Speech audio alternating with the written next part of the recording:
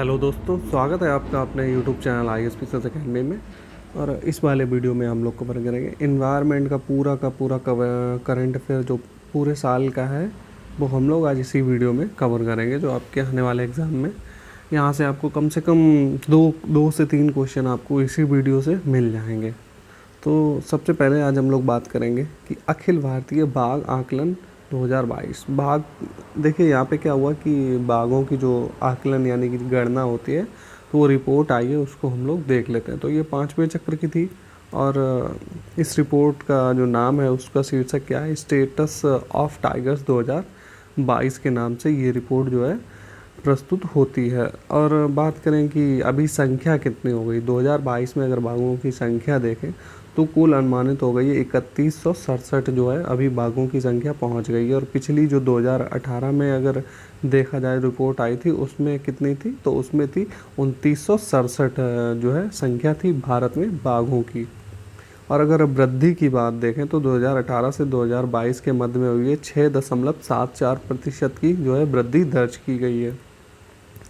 चलिए आगे बढ़ते हैं हम लोग। और यहाँ पे देखिए क्या हुआ, इस बार जो है स्टेट वाइज डाटा नहीं आया है कि किस स्टेट में कितने संख्या है। तो मैं जो पिछली 2018 के अनुसार ही अगर आपसे क्वेश्चन पूछता है कि किस स्टेट में सबसे ज़्यादा बाघ हैं, तो आप MP में दिखा सकते हैं, सेकंड पे कर्नाटक दिखा सकते हैं। पिछली ही रिपोर्ट में आपको 526, 2018 की जो रिपोर्ट थी उसमें 526 थे MP के और कर्नाटक के थे 524। तो उस वही डाटा हम लोग मान्य करेंगे अभी भी, क्योंकि इस बार कोई स्टेट वाइज रिपोर्ट आई नहीं है। इस बार उन्होंने जो रिपोर्ट दी है, उन्होंने एक एरिया वाइज दी है, जैसे कि उन्होंने कहा है कि शिवालिक की पहाड़ियाँ एवं गंगा का मैदान, ये रीजन दिया है। तो इस रीजन में कितने बाघों की संख्या है, 804। मध्य भारतीय क्षेत्र एवं पूर्वी घाट में कितनी है, 1161 संख्या है। पश्चिमी घाट में 824 संख्या है। उत्तर पूर्वी पहाड़ियाँ एवं ब्रह्मपुत्र का जो मैदानी क्षेत्र है उसमें 194 जो है संख्या बताई है। और सुंदरबन में जो बताई है वो बताई है 100। तो ये 5 कैटेगरियों में जो है क्षेत्र को डिवाइड किया है। तो इसी 5 जो कैटेगरी आपको दी है, इनमें ही आपको संख्या बताई है। स्टेट वाइज इस बार डाटा नहीं दिया है। और यहाँ पे चलिए आगे हम लोग देखते हैं। नेक्स्ट जो हमारा है, अगर इससे टाइगर जुड़े हुए जो एक स्टैटिक का क्वेश्चन आपसे खूब पूछा जाता है लगभग हर बारी कि प्रोजेक्ट टाइगर जो है कब स्टार्ट हुआ था। तो अभी हाल ही में 50 वर्ष 20 के पूरे हो गए। 1 अप्रैल 1973 को जो है प्रोजेक्ट टाइगर की शुरुआत हुई थी। तो ये भी आपको याद रखना चाहिए, प्रोजेक्ट टाइगर कब स्टार्ट हुआ था, 1973 में। ये क्वेश्चन आपसे काफ़ी पूछा जाता है। तो बाकी हम लोग देखते हैं एक इंटरनेशनल बिग कैट अलायंस, ये भी चर्चा में रहा है, इसको भी देख लेते हैं। तो प्रधानमंत्री जी ने जो है इंटरनेशनल बिग कैट्स अलायंस को लॉन्च किया है। तो इसमें क्या है, इसमें 7 प्रमुख बिग कैट्स में कौन कौन आते हैं, आपके बाघ आता है, शेर, तेंदुआ, हिम तेंदुआ, प्यूमा, जगुआर और चीता। ये सब बिग कैट की श्रेणी जो है कैटेगरी में आते हैं। इस अलायंस के सदस्यों में जो है इन प्रजातियों को शरण देने वाले देश शामिल होंगे। तो इस अलायंस में क्या क्या होंगे, जो भी सदस्य देश होंगे वो जो हैं इन जो बिग कैट्स की जो 7 प्रजातियां हैं, इनको शरण देने वाले देश जो हैं इसमें टोटल शामिल होंगे। नेक्स्ट आपका आ जाता है कि इंडियन एनर्जी एक्सचेंज भारत का पहला कार्बन तटस्थ पावर एक्सचेंज बन गया है। तो इंडिया एनर्जी एक्सचेंज, इसको आप याद रखिएगा कि भारत का पहला कार्बन तटस्थ पावर एक्सचेंज बन गया है। और यहाँ पे अगर इंडियन एक्सचेंज की बात करें तो इंडियन एनर्जी एक्सचेंज जो है भारत का प्रमुख ऊर्जा बाजार है, जो विद्युत नवीकरणीय ऊर्जा और प्रमाण पत्रों के भौतिक वितरण के एक राष्ट्रव्यापी स्वचालित ट्रेडिंग प्लेटफॉर्म जो है ये प्रदान करता है। तो ये रही कुछ इसके बारे में जानकारी। कार्बन तटस्थता का मतलब देखिए यहाँ पे लिखा हुआ है, उस पर ना जाइए। यहाँ पे मतलब कि जितना भी आप कार्बन का उत्सर्जन करते हैं उतना ही आप उसका जो है उसको जो है ऑब्जर्व भी करते हैं। इस तरीके से जो है कार्बन तटस्थ आप हो जाते हैं कि अपना तो उसका उत्सर्जन आपका नेट ज़ीरो हो जाता है। तो ये बात आ जाती है शुद्ध शून्य कार्बन उत्सर्जन की, कि संतुलित करना कि जितना आप निकाल रहे हैं CO2 उतना ही आप ऑब्जर्व भी कर रहे हैं। नेक्स्ट है नीलगिरी तहर परियोजना, ये भी काफ़ी इम्पोर्टेंट है। पूछा जा सकता है कि नीलगिरी जो तहर परियोजना है ये किस स्टेट के द्वारा चलाई गई है या फिर किस स्टेट का प्रोजेक्ट है, तो ये है तमिलनाडु का। इसको भी आप याद रखिएगा। और तमिलनाडु का राजकीय पशु है नीलगिरी ताहर, तो ये भी आप याद रखिएगा कि नीलगिरी ताहर आपसे पूछा जा सकता है किस स्टेट का जो है राजकीय पशु है, तमिलनाडु का है। यह भारत में देखिए ये इस प्रकार की पहली परियोजना है नीलगिरी ताहर को लेकर।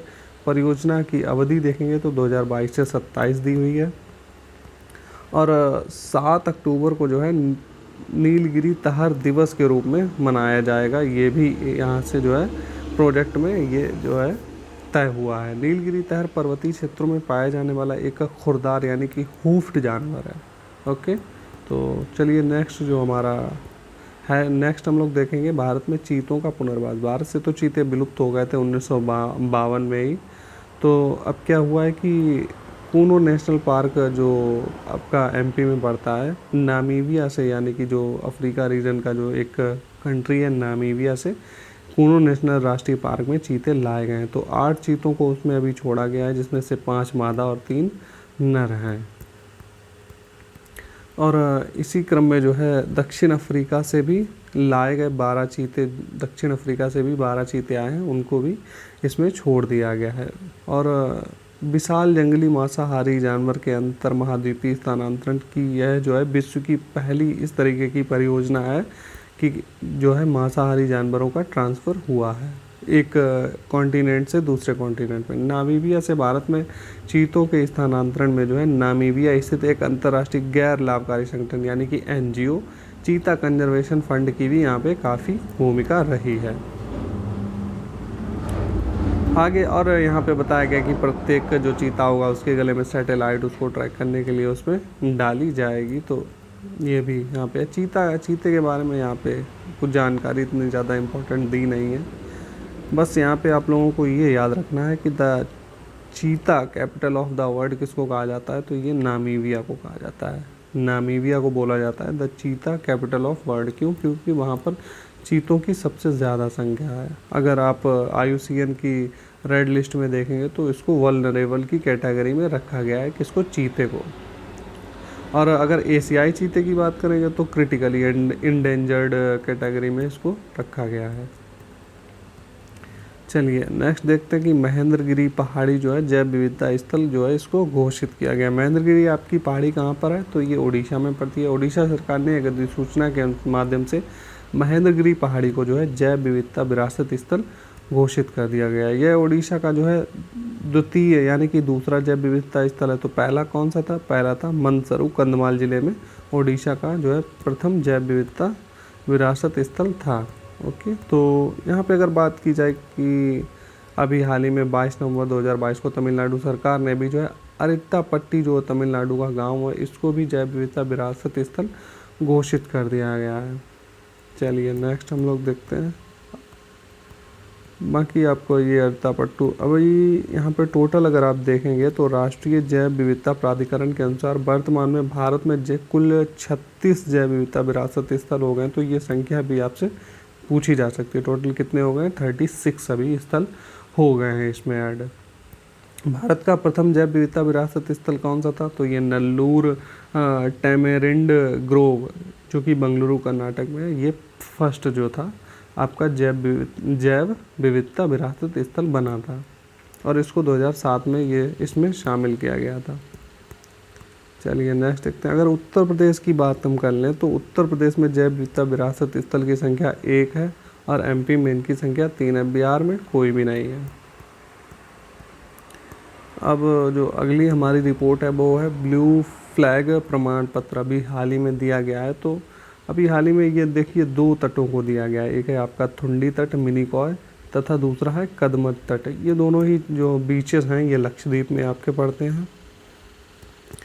और यहाँ पे जो है अभी अगर टोटल संख्या देखें तो भारत में अब तक कुल 12 समुद्र तटों को जो है ब्लू फ्लैग प्रमाण पत्र प्राप्त हो चुका है। तो संख्या भी आपको याद रखनी है, ये भी पूछी जा सकती है। टोटल 12 हो गई है। अब तक विश्व के 50 देशों के 5066 जो है समुद्र तटों, बंदरगाहों एवं पर्यटन नौकाओं को जो है ब्लू फ्लैग प्रमाण पत्र दिया जा चुका है। भारत के अगर 12 समुद्र तट देखें तो चलिए एक बार हम लोग एक नज़र में इनको देख लेते हैं कौन कौन से हैं 12। तो आपका शिवराजपुर गुजरात में पड़ता है, घोघला द्वीप दादर नगर हवेली एवं दमन एवं दीव में पड़ता है, पदुबिद्री आपका कर्नाटक में पड़ता है, और आपका कासरकोड ये भी कर्नाटक में पड़ता है, कप्पड़ केरल में पड़ेगा, कोवलम तमिलनाडु में, ईडन पुदुचेरी में, और ऋषिकोंडा आंध्र प्रदेश में, गोल्डन आपका उड़ीसा में पड़ता है, राधानगर स्वराज द्वीप ये आपका अंडमान निकोबार द्वीप में, थुंडी तट लक्षद्वीप और कदमत तट लक्षद्वीप। ये दोनों आपको याद रखने अभी हाल ही में ऐड हुए हैं। टोटल संख्या यहाँ पे 12 हो गई है। 2 चीज़ें आपके लिए इंपॉर्टेंट हो जाती हैं। ब्लू फ्लैग कार्यक्रम अगर देखा जाए तो ये जो है फाउंडेशन फॉर एनवायरमेंटल एजुकेशन के द्वारा ब्लू फ्लैग सहित तो कुल 5 कार्यक्रमों का संचालन किया जाता है। और ब्लू फ्लैग समुद्र तटों, बंदरगाहों तथा नौका पर्यटन संचालकों को प्रदान किए जाने वाला विश्व के सर्वाधिक मान्यता प्राप्त इको लेवल में से एक है। और यहाँ पे ब्लू फ्लैग समुद्र तट विश्व के सबसे स्वच्छ जो समुद्र तट होते हैं उनको ये जो है प्रमाण पत्र दिया जाता है। नेक्स्ट इम्पॉर्टेंट है काफ़ी हमारे लिए एग्ज़ाम पॉइंट ऑफ व्यू से कि देश का 53वां बाघ अभ्यारण्य जो है बनने वाला है, या फिर तो इसका अभी हुआ क्या है कि उत्तर प्रदेश सरकार के द्वारा जो रानीपुर बाघ अभ्यारण्य है यानी कि रानीपुर टाइगर रिजर्व के गठन की सूचना जारी की गई है। तो 53वां आपका कौन सा होगा? रानीपुर बाघ अभ्यारण्य। इसके लिए अधिसूचना जारी कर दिया यूपी गवर्नमेंट ने, और ये यूपी के चित्रकूट डिस्ट्रिक्ट में जो है अवस्थित है। ये देश का 53वां बाघ अभ्यारण्य, इसको भी याद रखिएगा। बाकी आप इसमें कौन कौन से जानवर होंगे? वही बाघ, तेंदुआ, स्लोथ, वियर, चित्तीदार हिरन, चांवर, चिंकारा जो है आदि यहाँ पे आपको जानवर देखने को मिल जाएंगे। पन्ना टाइगर रिजर्व और रानीपुर बाघ अभ्यारण्य एक दूसरे के करीब स्थित हैं, जो बाघों की आवाजाही के लिए एक महत्वपूर्ण गलियारा है। ये कुछ एरिया दिया हुआ है इसका। अगर यूपी की बात करें तो यूपी में जो बाघ अभ्यारण्य अगर उनकी बात की जाए तो आपका पहला था दुधवा जो कि 2010 में बना था। दूसरा था अमनगढ़ टाइगर रिजर्व, ये आपका 2012 में बना था। तीसरा था पीलीभीत जो आपका 2014 में इस्टेब्लिश हुआ था। और अभी जो चौथा हो गया है आपका रानीपुर, ये जो है अभी 2022 में इस्टेब्लिश हुआ। अगर सबसे बड़ा का पूछ ले कि यूपी का सबसे बड़ा कौन सा है तो दुधवा है। 22 लगभग 2200 किलोमीटर इसका एरिया है, बाकी सबका कम ही है। तो सबसे बड़ा अगर पूछे दुधवा, और अभी हाल ही में रानीपुर जोड़ा गया। टोटल संख्या अभी 4 हो गई है। तो ये कुछ यहाँ पे आपकी बाघ प्रदेश वही जो कैटेगरी में बांटा गया था 6 कैटेगरी, इनमें से शिवालिक की पहाड़ियाँ, मध्य भारतीय क्षेत्र, पूर्वी घाट, पश्चिमी घाट, उत्तर पूर्वी ब्रह्मपुत्र, सुंदरवन का एरिया, इस तरीके से बाघों के लिए जो रिपोर्ट आई थी उसमें इस कैटेगरी को बांटा गया था। स्टेट वाइज जो है रिपोर्ट इस बार नहीं दी गई। नेक्स्ट है भारत का पहला स्लेंडर लॉरिस, इसको देख लेते हैं। अभ्यारण्य जो स्लेंडर लॉरिस अभ्यारण्य है, ये कहाँ पे आपका? सबसे पहले तो इसे कदाबुर स्लेंडर लॉरिस अभ्यारण्य के नाम से भी जाना जाएगा, और ये तमिलनाडु में इस्टेब्लिश हुआ है। तमिलनाडु सरकार ने भारत के पहले स्लेंडर लॉरिस अभ्यारण्य के गठन की अधिसूचना जारी की है। तमिलनाडु के करूर एवं डिंडीगुल जिलों में जो है इसका विस्तार होगा। और स्लेंडर लॉरिस जो है छोटे निशाचर प्राइमेट यानी कि नर वानर हैं, तो इसको नर वानर बोला जाता है। ये मुख्यतः जो है दक्षिण भारत एवं श्रीलंका के उष्णकटिबंधीय एवं पर्णपाती वनों में पाए जाते हैं। इसकी लगभग 25 सेंटीमीटर लंबे, इसका वजन जो है 275 ग्राम तक होता है। ओके, तो बाकी आप अगर इसकी कैटेगरी जो है यहाँ पे 2 प्रजातियाँ इसकी होती हैं। एक होती है आपकी रेड स्लेंडर लॉरिस, दूसरी होती है ग्रे स्लेंडर लॉरिस। IUCN की कैटेगरी में इसको इंडेंजर्ड कैटेगरी में इसको रखा गया है। और नेक्स्ट जो हमारा है वो है देश का पहला डुगोंग संरक्षण रिजर्व। तो तमिलनाडु सरकार के द्वारा जो है पाक की खाड़ी में जो है देश के पहले डुगोंग संरक्षण रिजर्व की स्थापना हेतु अधिसूचना जारी की गई है। तो पहला ही बनेगा ये। और देखते हैं कि यहाँ पे डुगोंग विश्व के सबसे बड़ी शाकाहारी स्तनपायी जलीय जीव है, और इसको समुद्री गाय यानी कि सी काऊ इसको ही बोला जाता है डुगोंग को। इसका वैज्ञानिक नाम डुगोन है इसका वैज्ञानिक नाम। और भारतीय वन जीव संस्थान के अनुसार डुगोंग भारत में जो है मन्नार की खाड़ी, पाक की खाड़ी और कच्छ की खाड़ी तथा अंडमान निकोबार में पाए जाते हैं। तो ये भी आपको याद रखना। यूपीएससी में इस तरीके से क्वेश्चन बन सकता है कि जो है डुगोंग जो है मन्नार की खाड़ी, पाक की खाड़ी, कच्छ की खाड़ी और अंडमान निकोबार, और आपका इसमें कुछ और भी ऐड कर सकते हैं, यहाँ पाया जाता है। तो स्टेटमेंट इस तरीके से भी वहाँ पे आपके बन सकता है। नेक्स्ट है कि भारत का पहला हिमस्खलन निगरानी रडार। तो सिक्किम में भारत के अपनी पहले तरीके के जो है इस तरीके का रडार सिक्किम में जो है लगाया गया है। अपनी तरीके का ये पहला है और इसकी स्थापना भारतीय थल सेना रक्षा भू सूचना विज्ञान और अनुसंधान प्रतिष्ठान के द्वारा की गई है। यह रडार जो है हिमस्खलन के ट्रिगर होने के 3 सेकंड के अंदर उसका पता लगा सकता है, जिससे यह अत्याधुनिक ऊंचाई वाले क्षेत्रों में सैनिकों की जान बचाने और संपत्ति के नुकसान को कम करेगा। तो ये रडार जो है देखिए, जैसे ही भूस्खलन होगा उसके 3 सेकंड के अंदर इसको जानकारी हो जाएगी। उसके बाद में ये सूचना प्रसारण किया जाएगा, जिससे कि अगर उस एरिया में कोई सैनिक है या फिर कोई भी रिहायशी इलाका है तो वहाँ पे जो है उसको सूचना देकर वहाँ पे जो है प्लेस खाली करवाया जा सकता है, जिससे कि जान माल का नुकसान कम से कम होगा। नेक्स्ट है आपका तराई हाथी अभ्यारण्य। इसको देख लेते हैं। तो हाल ही में तराई हाथी अभ्यारण्य की स्थापना हेतु पर्यावरण वन जलवायु परिवर्तन मंत्रालय के द्वारा जो भारत सरकार के द्वारा मंजूरी प्रदान कर दी गई है और यह अभ्यारण्य उत्तर प्रदेश में स्थित है। तो हाँ, तराई हाथी अभ्यारण्य की लोकेशन कहाँ पे है? यूपी में है और यह देश का 33वां हाथी अभ्यारण्य है, जबकि उत्तर प्रदेश का दूसरा। तो टोटल अब हाथी अभ्यारण्य संख्या कितनी हो गई? 33। यूपी में कितनी हो गई है? 2 हो गई है। और यह अभ्यारण्य अगर लोकेशन देखें तो उत्तर प्रदेश के 4 जिलों में फैला हुआ है। लखीमपुर खीरी, बहराइच, पीलीभीत, शाहजहाँपुर में जो है ये विस्तृत होगा। बाकी साथ ही ये पीलीभीत बाघ अभ्यारण्य, दुधवा बाघ अभ्यारण्य, किशनपुर पक्षी अभ्यारण्य, कतरनिया घाट जो है वन्यजीव अभ्यारण्य, दुधवा बफर जोन तथा दक्षिण खीरी वन विभाग के वन क्षेत्रों तक जो है इसकी सीमा लगेगी। चलिए आगे बढ़ते हैं हम लोग। और यहाँ पे कुछ और इसके लिए जानकारी है इसमें कि तराई हाथी अभ्यारण्य की स्थापना प्रोजेक्ट एलिफेंट के तहत की गई। ये क्वेश्चन भी आपसे स्टार्टिंग में पूछता है कि प्रोजेक्ट एलिफेंट कब स्टार्ट हुआ था? तो 1992 में स्टार्ट हुआ था। और उत्तर प्रदेश हाथी रिजर्व देखें तो यह उत्तर प्रदेश का पहला हाथी अभ्यारण्य था। तो पहला कौन सा था? उत्तर प्रदेश हाथी रिजर्व जो है ये पहला अभ्यारण्य था। चलिए नेक्स्ट हम लोग बढ़ते हैं। 3 हिमालयी पौधे हैं, उनको IUCN की रेड लिस्ट में शामिल किया गया। तो आप बस इनके नाम याद रखिए, बाकी इतना ज़्यादा आप लोगों को जानने की ज़रूरत नहीं है। तो इसमें तीनों के नाम हैं, तो इनको नाम देख लेते हैं। मीजोट्रोपिस पेलिटा और फ्रिटिलोरिया सिरहोसा और डेक्टाइलोरिजा हतागिरिया, ये जो है इनके नाम हैं। तो बाकी के आप लोग इसको स्किप भी कर सकते हैं, आप चाहें तो वीडियो को पॉज करके आप जो है इसको पढ़ भी सकते हैं। ये काफ़ी इम्पोर्टेंट है क्योंकि अब जो है भारत में जो है 75 टोटल रामसर स्थल हो गए हैं। तो ये संख्या आपसे पूछी जा सकती है। वेटलैंड साइट्स की संख्या टोटल अब कितनी भारत में हो गई है? तो हो गई है टोटल 75। चलिए अभी क्या हुआ है कि हाल ही में जो है 11 नए स्थल जोड़ेंगे, जिसमें तमिलनाडु के 4 हैं, उड़ीसा के 3 हैं, जम्मू कश्मीर के 2, मध्य प्रदेश और महाराष्ट्र के एक स्थल को इसमें ऐड किया गया है। और यहाँ पे आप देखेंगे तो भारत में रामसर स्थलों की संख्या अगर देखें साइट्स, तो तमिलनाडु में सर्वाधिक स्थल हैं, 14 हैं। सेकंड स्थान आपका यूपी के आता है। यूपी में टोटल आपके रामसर साइट्स कितने हैं?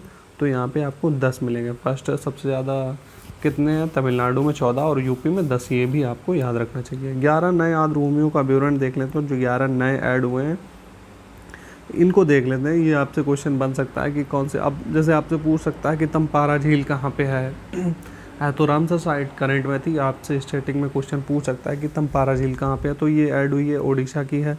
हीराकुंड जलाशय ऐड हुआ है ओडिशा का। और अंसुपा झील जो है आपकी ये ऐड हुई है ओडिशा की। यशवंत सागर ऐड हुआ है, ये आपका कहाँ पड़ता है? ये MP में पड़ता है। और आप देखेंगे कि चित्रागुंडी जो पक्षी अभ्यारण्य है ये भी अभी ऐड हुआ है। ये कहाँ का है? तमिलनाडु का। Suchindram Therur wetland complex add हुआ है तमिलनाडु का। और नेक्स्ट आपका है कि वडुवूर जो है पक्षी अभ्यारण्य, ये भी अभी हाल ही में ऐड हुआ है तमिलनाडु का। कांजी रंगकुलम पक्षी अभ्यारण्य तमिलनाडु का भी ऐड हुआ है। थांडे क्रीक फ्लैमिंगो अभ्यारण्य ये आपका ऐड हुआ है महाराष्ट्र का। हाईगम आर्द्रभूमि संरक्षण रिजर्व ये जम्मू कश्मीर का ऐड हुआ है। शालबुग आर्द्रभूमि संरक्षण रिजर्व ये आपका आर्द्रभूमि जो है जम्मू कश्मीर में स्थित है। ये इसको भी इसमें जोड़ा गया है। तो ये कुछ, ये जो 11 थे, 11 के 11 हम लोगों ने देख लिए कौन सा कहाँ पे लोकेटेड है। नेक्स्ट आपका आता है कि विश्व की पहली फिशिंग कैट की गणना की गई है। तो यहाँ ये जो है 5 जून विश्व पर्यावरण दिवस के अवसर पर चिल्का विकास प्राधिकरण द्वारा एक वक्तव्य के अनुसार उड़ीसा स्थित चिल्का झील में कुल 176 जो है फिशिंग कैट हैं। तो ये उड़ीसा की गवर्नमेंट के द्वारा जो है ये अधिसूचना चिल्का विकास प्राधिकरण के द्वारा ये जो है जारी की गई है। और अगर आप यहाँ पे देखेंगे तो यह विश्व में फिशिंग कैट की पहली गणना है जो किसी संरक्षित क्षेत्र नेटवर्क के बाहर संचालित की गई है। फिशिंग कैट की अगर बात करें तो ये एक जंगली बिल्ली की जो है एक दुर्लभ प्रजाति है और इसका वैज्ञानिक नाम प्रियोनेलुरस विवेरिनस इसका जो है नाम है। लगभग 57 से 58 सेंटीमीटर इसकी लंबाई और वजन इसका आप देखेंगे तो 5 से 16 किलो तक इसका हो सकता है। फिशिंग कैट जो आप ज़्यादातर वेटलैंड्स और मैंग्रोव आवासों में ही ये पाई जाती है। और ये देखें भारत में तो ये ज़्यादातर जो है सुंदरवन के मैंग्रोव वन, हिमालय की तलहटी और पश्चिमी घाट में ये पाई जाती है। आयुष्मान की कैटेगरी में इसकी कैटेगरी कौन सी है आपकी वल्नरेबल में जो है इसको सूचीबद्ध किया गया है। बाकी आप देखेंगे तो कि जो भारत में फिशिंग कैट को वन्यजीव अभ्यारण्य संरक्षण 1972 में अनुसूची फर्स्ट में शामिल किया गया है। वर्ष 2012 में फिशिंग कैट को पश्चिम बंगाल सरकार ने राज्य का राजकीय पशु भी घोषित किया था। ये भी आप लोगों को याद रखना चाहिए। अच्छा, 53वां हम लोगों ने जो ऐड हुआ था बाघ अभ्यारण्य उसको देख लिया था। 2022 में ही 52वां भी ऐड हुआ था 16 मई 2022 को। तो ये राजस्थान का कौन सा था, रामगढ़ बिजदारी जो है ये 52वां था। और 53वां तो हम लोग यूपी का है, वो भी हम लोग देख चुके हैं।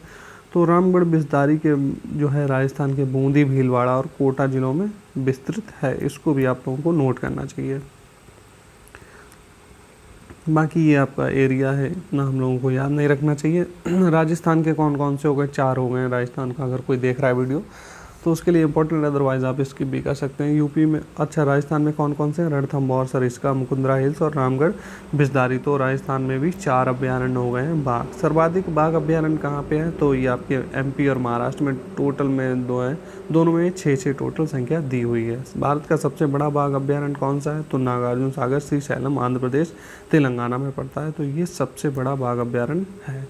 तो ये कुछ इन्वायरमेंट के महत्वपूर्ण जो है करंट अफेयर थे जो कि हमारे एग्जाम पॉइंट ऑफ व्यू से काफ़ी इंपॉर्टेंट थे। तो इन सभी को हम लोगों ने देख लिया। क्वेश्चन आपका एनवायरनमेंट से अगर करंट से जुड़ेगा तो यहीं से बनेगा, वहाँ की अदरवाइज स्टैटिक से बनेगा। तो पूरा का पूरा हो गया एनवायरनमेंट करंट अफेयर। तो वीडियो आपको कैसा लगा है, आप अगर आपका कोई फीडबैक या फिर सजेशन है तो बिल्कुल कमेंट आप ज़रूर करिएगा और वीडियो को लाइक करिए अगर आपको पसंद आया है। तो हम लोग मिलेंगे अब नेक्स्ट वीडियो में।